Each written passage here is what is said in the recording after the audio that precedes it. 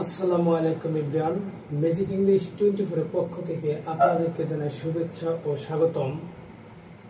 Basic to advance ইংলিশে আপনারা দেখেন যে পার্টস অফ স্পিচ একটা ভূমিকা রাখে। এই পার্টস অফ স্পিচ একটা বাক্যের অংশ। আমরা বলতে পারি যে পার্টস অফ স্পিচ কাকে বলে। দেখেন আমরা আলোচনা করব এখন পার্টস অফ স্পিচ নিয়ে। পার্টস অফ স্পিচ মানে খণ্ড বাক্য অংশ। দেখেন পার্টস অফ স্পিচ কাকে বলে? বাক্যে ব্যবহৃত প্রত্যেকটি অর্থবোধক শব্দ বা ওয়ার্ডকে পার্টস অফ স্পিচ বলে। অর্থাৎ একটা বাক্যে ব্যবহৃত প্রত্যেকটি শব্দ বা ওয়ার্ড যার অর্থ আছে তাকে পার্টস অফ স্পিচ বলে। মনে রাখবেন একটি নোট, এখানে নোট করেন যে নোট, একটি বাক্যে যতটি ওয়ার্ড থাকবে ততটি পার্টস অফ স্পিচ থাকবে বা হবে। অর্থাৎ একটা পূর্ণাঙ্গ বাক্যে অর্থবোধক যতটি শব্দ থাকবে সবগুলো এক একটাকে পার্টস অফ স্পিচ। এখানে এক্সাম্পল, এখানে দেখেন যে হিটা হলো প্রোনাউন, ইসটা হলো ভার্ব, এটা হলো আর্টিকেল যেটা আমরা অ্যাডজেক্টিভ বলতে পারি। তারপরে দেখেন যেখানে গুডটা হলো অ্যাডজেক্টিভ, এটা হলো নাউন। এখানে দেখেন একটি বাক্যে ডিটারমিনার বা অ্যাডজেক্টিভ বলতে পারেন। একটি বাক্যে যতটি অর্থবোধক শব্দ থাকবে এগুলোর কিন্তু এক একটা করে মানে আছে। মানে থাকার কারণে অর্থ থাকার কারণে এগুলো এক একটা কি পার্টস অফ স্পিচ। সেটা হতে পারে নাউন, সেটা হতে পারে প্রোনাউন, অ্যাডজেক্টিভ, ভার্ব, অ্যাডভার্ব, যাই হোক একটা না একটা হবে। আমরা দেখলাম যে পার্টস অফ স্পিচ একটা বাক্যে যতটি শব্দ থাকবে সবগুলো এক একটা parts of speech. Parts of speech মোট 8 প্রকার। Number 1 noun, pronoun, adjective, verb, adverb, preposition, conjunction, interjection. আমরা দেখলাম যে পার্টস অফ স্পিচ মোট কত প্রকার? 8 প্রকার। Noun, pronoun, adjective, verb, adverb, preposition, conjunction, interjection. আপনারা ধারাবাহিক ক্লাস পেতে সাথে থাকবে। আমরা আলোচনা করব নাউন নিয়ে। নাউন অনেকটাই ভূমিকা রাখে, তাই আমরা নাউন নিয়ে আজকে আলোচনা করি। চলুন আমরা দেরি না করে নাউনটা শুরু করি। দেখেন যে নাউন কাকে বলে? কোনো কিছুর নামকে নাউন বলে। অর্থাৎ কোনো একটা জিনিসের নাম যখন একটা নাম হয়ে যাবে তাকে কি বলে? নাউন বলে। দেখেন আমরা বলতে পারি রহিম, গার্ড, রিভার, ইটিসি। কারণ এই সকল একটা একটা করে কি নাউন, তাই এগুলোকে আমরা বলতে পারি যে এগুলো যেহেতু একটা একটা নাম, তাই এগুলো কোনো একটা নাম বোঝাচ্ছে, তাই এটা নাউন। তেমনি আমরা নাউন নিয়ে এখন আলোচনা করব। নাউন প্রধানত 2 প্রকার। নাউন প্রধানত কত প্রকার? 2 প্রকার। Number 1 concrete noun, number 2 abstract noun. এই নাউন হলো প্রধানত 2 প্রকার। তার মাঝে একটা নাউন হলো যে কনক্রিট নাউন। এই কনক্রিট নাউন কাকে বলে? যে নাউনের দৈহিক অবস্থান আছে এবং আমরা ইন্দ্রিয় দ্বারা উপলব্ধি করতে পারি তাকে কনক্রিট নাউন বলে। আপনারা লিখে দেবেন, কারণ এখানে আমি লিখতে গেলে অনেক টাইম লেগে যাবে। আমরা যেহেতু অনেক নাউন আছে এগুলো নিয়ে আলোচনা করব। আপনারা শুনেন, অবশ্যই নোট করে নেন যে কনক্রিট নাউন কাকে বলে? যে নাউনের দৈহিক অবস্থান আছে, যাকে ইন্দ্রিয় দ্বারা আমরা উপলব্ধি করতে পারি তাকে কনক্রিট নাউন বলে। দেখেন আমরা এক্সাম্পল হিসেবে দেখতে পারি যে একটা নাম রিভার। রিভারের একটা অবস্থান আছে, আমরা দেখতে পারি যে এটা রিভার। রহিমের একটা অবস্থান আছে, তাহলে একটা কি এটা একটা করে এগুলা নাউন। তাহলে আমরা দেখতে পারলাম যে কনক্রিট নাউন 4 প্রকার। কনক্রিট নাউন মোট কত প্রকার? 4 প্রকার।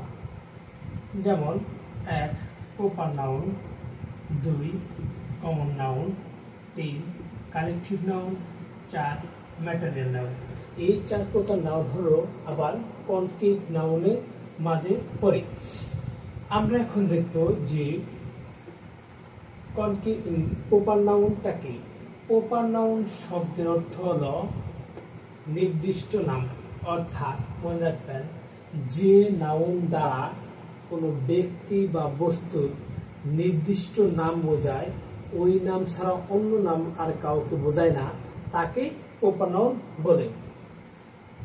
হতে পারে দেখেন, ধরেন আমার নাম সাইদ, রহিম, করিম,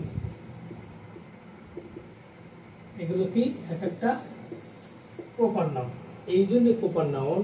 আমরা এখানে অনেকজন আছি, যদি সাইদ বলে কেউ ডাকে তাহলে কিন্তু আমি শুনবো, আর যারা আছে তারা শুনবে না। তাই এটা যখন নির্দিষ্ট করে বোঝায়, সেই জন্য এগুলো এক একটা কি প্রপার নাউন।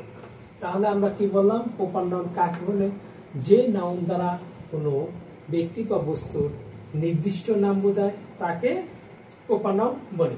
আশা করি আপনারা বুঝতে পারছেন। এখন আমরা পড়ব যে 2 নম্বর কমন নাউন। কমন নাউন শব্দের অর্থ আপনারা সংক্ষিপ্ত মনে রাখবেন যে জাতিবাচক নাম, একটা জাতি বোঝাবে। আরেকটা পয়েন্ট মনে রাখবেন যে এই কমন নাউনের মাঝে 2টা নাউন থাকে, একটা নাউনের 2টা নাম থাকে, একটা জাতিবাচক নাম থাকবে আর একটা তার আলাদা নাম থাকবে। দেখেন কমন নাউন কাকে বলে। আমরা প্রথমে সংজ্ঞা পড়ব যে নাউন দ্বারা কোনো ব্যক্তি বা বস্তু বা প্রাণীর একটা জাতিবাচক বোঝায় তাকে কমন নাউন বলে। অর্থাৎ জাতিতে অনেকগুলো বোঝাবে। দেখেন যে কাউ, কাউ মানে হলো গরু। গরু কি জাতিবাচক না? গার্ল, বয়, রিভার, সিটি, এটসেট্রা। দেখেন, আর কমন নাউনের নাম হবে 2টা, এটা মনে রাখবেন। দেখেন যে গরু একটা জাতি বোঝাচ্ছে। এই যে গার্ল, গার্ল হলো, আমরা গার্ল বলতে বুঝি একজন বালিকা, কিন্তু বালিকা এখানে ধরেন যে রানী, রানী একজন বালিকা। আবার ধরেন যে রেখা, রেখা একজন বালিকা। এই যে গার্ল দ্বারা অনেকগুলো বালিকাকে বোঝায় একটা জাতি, যে পৃথিবীর সব মেয়েদেরকে কি বলা হয়? গার্ল। তাহলে এটা একটা কমন জাতিবাচক বোঝাচ্ছে। কিন্তু এখানে দেখেন এই গার্লের মধ্যে আবার আছে কি একটা করে প্রপার নাউন, মানে 2টা নাম, রানী আবার রেখা। তাহলে আমরা বলতে পারবো যে একটা নাউন দ্বারা জাতিবাচক বোঝাবে। দেখেন স্টুডেন্ট, স্টুডেন্ট, স্টুডেন্ট হলো ছাত্র। এই যে যেটা বললাম আমরা যে ছাত্র, ছাত্র যদি দেখে আমি কিন্তু শুনবো যে স্টুডেন্ট বা ছাত্র, যে স্যার, এগুলো শুনবো। কিন্তু যখন আবার আমার নাম ডাকবে যে সাইদ, তখনও কিন্তু শুনবো। কিন্তু আমার বন্ধু একটা আছে, তাকেও যদি স্টুডেন্ট বলা হয় কিন্তু সে শুনবে। একটা জাতি বোঝাচ্ছে যে আমরা ছাত্র সমাজ। তাই স্টুডেন্টটা হলো কি কমন নাউন। এখন আমরা আলোচনা করব যে কালেকটিভ নাউন কি। মনে রাখতে হবে যে কমন নাউন আর কালেকটিভ নাউনের মধ্যে পার্থক্য। এই 2টা নাউন একই বোঝায়। কালেকটিভ নাউন হলো সমষ্টিবাচক। কালেকটিভ নাউন কি? সমষ্টিবাচক। দেখেন যে কালেকটিভ নাউন কাকে বলে, আমরা প্রথম সংজ্ঞাটা পড়ি। যে নাউন দ্বারা একক জাতি না বুঝিয়ে কোনো জাতির সমষ্টিবাচক বোঝায়, নামের সমষ্টিবাচক বোঝায়, তাকে কালেকটিভ নাউন বলে। অর্থাৎ আপনি এখানে টেকনিকটা মনে রাখবেন যে একটা কালেকটিভ নাউনের মাঝে একাধিক কমন নাউন থাকবে। দেখেন কমন, দেখেন যে ক্লাস, ক্লাসরুম, এই ক্লাস, তারপর দেখেন স্কুল, এগুলা। তারপর দেখেন আর্মি, এগুলা। এখন দেখেন আমরা যদি দেখি ক্লাসে কি ছেলে স্টুডেন্ট থাকে, মেয়ে স্টুডেন্টও থাকে। এখানে আমরা দেখতে পারি যে ক্লাসে বয় গার্ল দুইটাই থাকে ক্লাসে, তাহলে এটা হলো কমন নাউন একটা, এটা হলো কমন নাউন। তাহলে আমরা প্রমাণ পেলাম যে কালেকটিভ নাউনের মাঝে একাধিক কি থাকে, কমন নাউন থাকে, তাহলে এটা কালেকটিভ নাউন। তারপরে দেখেন এটা যে স্কুল হলো কালেকটিভ নাউন এই জন্য এখানে বয় আছে, গার্ল আছে, টিচার আছে, তিনটা আমরা দেখতে পেলাম, বয় গার্ল টিচার, অর্থাৎ ছেলে মেয়ে আবার শিক্ষক। তার জন্য স্কুলটা হয়ে গেল আমাদের কি কালেকটিভ নাউন, কারণ একাধিক কমন নাউন আমরা দেখতেছি। তারপর দেখেন আর্মি, এই আর্মিটা আমরা বলতে পারি কমন কালেকটিভ নাউন এই জন্যই, একজন মেয়েকে আর্মি হতে পারে না, অবশ্যই পারে। একজন ছেলেকে আর্মি হতে পারে না, অবশ্যই পারে। এটা একটা দলগত বোঝায়। আপনি একজন ছেলেকে কিন্তু কালেকটিভ নাউন আর কমন নাউনের পার্থক্য দেখেন যে জাতি বোঝায় না, এটা দেখেন এখানে দেখেন যে বয়, আবার দেখেন এখানে যে রোহি, আবার এখানে দেখেন স্কুল, এখানে হলো বয়। আপনি এখানে দেখেন জাতিবাচক এই জন্য বোঝায়, বয় যখন আপনি ডাকবেন রহিম কিন্তু শুনবে যে হ্যাঁ মেনে নেবে যে আমি ভালো। কিন্তু এখানে দেখেন এই স্কুল যখন আপনি বইকে কি স্কুল বলতে পারবেন, কখনো নাও শুনবে না, এটা বইকে বই বলতে হবে। কিন্তু বইকে যদি আপনি আবার স্টুডেন্ট ডাকেন ঠিকই শুনতে পারবে, যে স্টুডেন্ট ডাকলে বইটা শুনতে পারবে, আবার বালকটাও ডাকলে বালকটাও শুনতে পারবে। আর কালেকটিভ নাউন যেহেতু জাতিবাচক, একটা জাতি অর্থাৎ কয়েকটা জাতি মিলে সমষ্টিবাচক সমষ্টি তৈরি করেছে, গার্ল বয় টিচার এগুলো নিয়ে কি তৈরি করেছে, একটা সমষ্টিবাচক তৈরি করেছে, সেটা নাম স্কুল। তেমনি আর্মি পুলিশ, দেখেন পুলিশের মধ্যে পার্থক্য আবার কি, স্টুডেন্ট আর পুলিশ নিয়ে ঝামেলা হয়, স্টুডেন্ট পুলিশ কমন কালেকটিভ। এখানে মনে রাখবেন আপনারা যে পুলিশ জাতি এই যে সমষ্টি এই জন্য বাজায়, যদি আপনার বাসায় একটা পুলিশ আছে তাও আপনি বলেন যে পুলিশ আসছে, আর পুলিশ তো একা আসে না, পুলিশ অনেকগুলো আসে, সেখানে মেয়ে পুলিশও থাকে আবার ছেলে পুলিশও থাকে, এই জন্য পুলিশটা আমাদের কালেকটিভ নাউন। আর কমন নাউন তো আপনারা বুঝবেন যে একটা নাম একজনের নাম দুইটা হয়, ওইটা হলো একাধিক নাম হয় দুইটা, ওইটা হলো কালেকটিভ। এখন পড়বো আমরা ম্যাটারিয়াল নাউন। আসলে ম্যাটারিয়াল নাউনটা কি, এটা হলো দেখেন যে উপাদান বাচক নাম। ম্যাটেরিয়াল নাউন তাহলে কি, উপাদান বাচক একটা নাম, যেগুলো উপাদান দিয়ে একটা কিছু তৈরি হয়। দেখেন ম্যাটেরিয়াল নাউন যদি আমরা ধরি যে গোল্ড, আয়রন, উড, এটসেট্রা। দেখেন এই ম্যাটেরিয়াল নাউনের উপাদান বাচক নাম, অর্থাৎ যে সকল নাউন দ্বারা কোনো কিছু তৈরি হয় বা কোনো কিছু তৈরি উপাদান হিসেবে ব্যবহৃত হয় তাকে ম্যাটেরিয়াল নাউন বলে। আপনারা মনে রাখবেন যে এখানে একটা কথা আছে যে ম্যাটেরিয়াল নাউন কি, সেটা হলো যে বস্তু কি ম্যাটেরিয়াল, কখনো না। দেখেন আমরা আগে পড়বো যে গোল্ড, আরেকটা সংজ্ঞা আপনারা মনে রাখতে পারেন যে নাউনকে ভাঙলে ওই নাউন ছাড়া আর অন্য কোনো উপাদান বা নাম পাওয়া যায় না তাকে ম্যাটেরিয়াল নাউন বলে।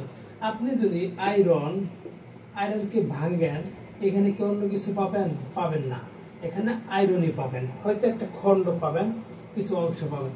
ওয়াটার, ওয়াটার পানিকে ভাঙলে কি পানি পাবেন, অন্য কিছু পাবেন? পাবেন না। তাহলে এটা হলো কি ম্যাটেরিয়াল। কিন্তু পানি দিয়ে আয়রন দিয়ে অনেক কিছু তৈরি হয়। তাহলে আমরা আয়রন, উড, সুগার, গোল্ড এগুলো হলো কি ম্যাটেরিয়াল নাউন। আমি যে সংজ্ঞাগুলো বলছি এই সংজ্ঞাগুলো আপনারা লিখে রাখবেন। দেখেন এখানে আবার যে লেখেন যে প্রত্যেক বস্তু, প্রত্যেক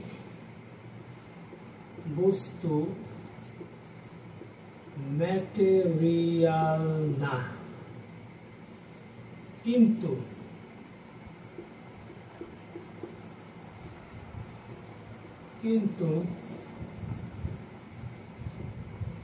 প্রত্যেক ম্যাটেরিয়াল হয় বস্তু। এটা মনে রাখবেন যে প্রত্যেক বস্তু ম্যাটেরিয়াল না, কিন্তু প্রত্যেক ম্যাটেরিয়াল হয় বস্তু। দেখেন উড প্লাস আয়রন সমান সমান টেবিল। টেবিল তৈরি হয়েছে। এই উড আর হলো আয়রন দিয়ে যে টেবিল তৈরি হলো, এটা একটা বস্তু। এটা কি আমরা ম্যাটেরিয়াল বলতে পারি? কখনোই না। আমরা বলতে পারবো এর উপাদান, কারণ ম্যাটেরিয়াল তৈরি হয় আপনার একটা বস্তুর উপাদান হিসাবে। দেখেন উড আর আয়রন এই লোহা দিয়ে আর কাঠ দিয়ে আপনার বস্তুটা তৈরি হয়েছে টেবিল। তাই এগুলো হলো প্রত্যেক ম্যাটেরিয়াল আপনার বস্তু। প্রত্যেক বস্তু ম্যাটেরিয়াল না, অর্থাৎ এই বস্তুটা ম্যাটেরিয়াল না, কিন্তু এই ম্যাটেরিয়াল গুলো হয় একটা বস্তু। কারণ ম্যাটেরিয়াল দিয়ে আপনার কি হয়েছে টেবিল তৈরি হয়েছে, যেমন রিং সোনা দিয়ে তৈরি হয়। সেজন্য আমরা মনে রাখবো যে বস্তুটা কখনো ম্যাটেরিয়াল হয় না, উপাদানগুলো ম্যাটেরিয়াল হয়ে থাকে। এটা আপনারা মনে রাখবেন। এখন আমরা বললাম যে এখানে নাউন মোট এখানে 4 প্রকার। এখন মোট নাউন লেখেন 5 প্রকার। মোট নাউন 5 প্রকার। দেখেন এখানে আছে 1 2 3 4। আরেকটা লেখেন যে অ্যাবস্ট্রাক্ট নাউন। অ্যাবস্ট্রাক্ট নাউন, এটা হলো অ্যাবস্ট্রাক্ট নাউন। এই নাউনটা আপনারা মনে রাখবেন যে যে নাউনের দৈহিক অবস্থান নেই,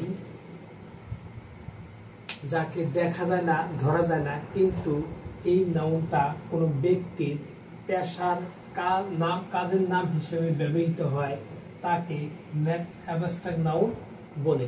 আপনারা মনে রাখবেন দেখা যায় না, ধরা যায় না, খাওয়া যায় না, কিন্তু আমরা একটু অনুভব করতে পারি, তাকে অ্যাবস্ট্রাক্ট নাউন বলে। এই অ্যাবস্ট্রাক্ট নাউনটা আমাদের অনেকেই বিভ্রান্ত হয়ে থাকি। যেমন অ্যাবস্ট্রাক্ট নাউনে যে আছে, আপনারা আরেকটা নোট মনে রাখবেন, যে সকল নাউনের শেষে নেস, নেস, টি, শন, শন, নেস্টিশন, শন, শিফ, ডম, হুড, এয়ার, ম্যান, সি ইত্যাদি থাকে সেগুলো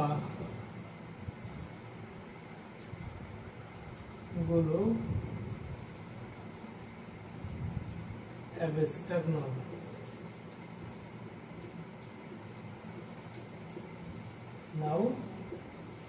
হয়, কারণ দেখেন মনে রাখবেন যে যে সকল শব্দের শেষে নেস্টিশনশিপ জমহুটিয়ারমেন্ট সি ইত্যাদি থাকে, সেগুলো অ্যাবাস্ট্রাক্ট নাউন হয়। দেখেন প্রমাণ দেখেন, এটা দেখে রাখেন, আপনারা নোট করে রাখেন। এখানে দেখেন যে এডুকেশন,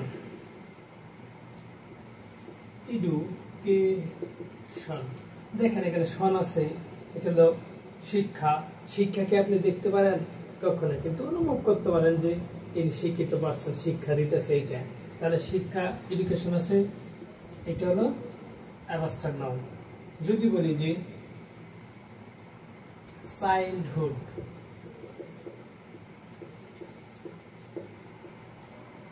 বয়হুড, এই চাইল্ডহুড শৈশবকালকে আপনি দেখতে পারেন, দেখতে পারবেন না, কিন্তু অনুভব করতে পারবেন।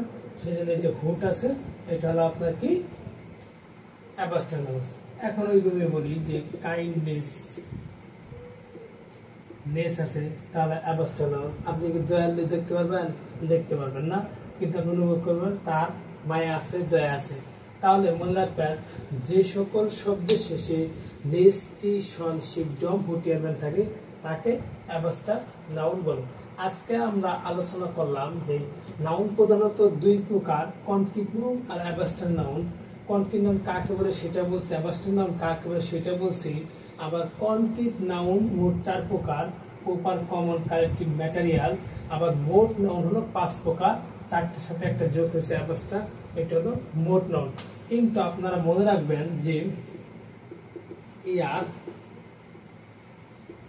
গ্যাস, এই দুইটা আপনারা সরাসরি কখনো অ্যাবাস্ট্রাক্ট নাউন বলবেন না। কোন নাউন এটা বলা দরকার নেই, কারণ দেখেন এই এয়ার গ্যাসটা হলো ব্যতিক্রম, কারণ এগুলো জায়গা দখল করে ওজন আছে। আমরা দেখেন যে যখন রান্না করি গ্যাসের বোতল ভরি, এখানে 12 কেজি 13 কেজি লেখা থাকে, তাহলে সেটা কি জায়গা দখল করে, আবার ওজন আছে। তার জন্য এই দুটাকে আমরা বলবো সরাসরি কনক্রিট নাউন,